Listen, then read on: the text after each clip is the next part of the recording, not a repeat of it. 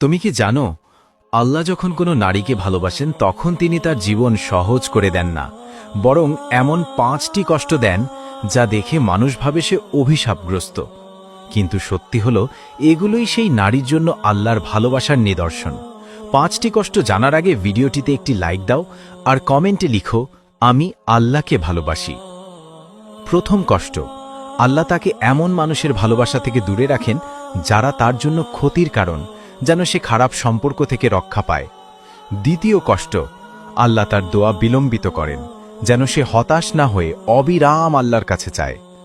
তৃতীয় কষ্ট, আল্লাহ তার কাছ থেকে কিছু প্রিয় জিনিস কেড়ে নেন যেন সে শুধু আল্লাহর ওপর ভরসা করতে শেখে।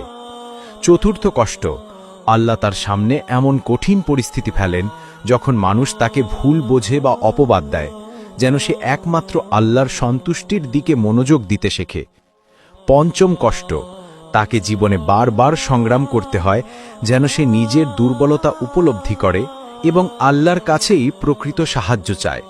মনে রেখো, যে নারী ধৈর্য ধারণ করতে পারে, আল্লাহ তার ভাগ্যে এমন সুখ লিখে দেন যা কেউ কেড়ে নিতে পারে না।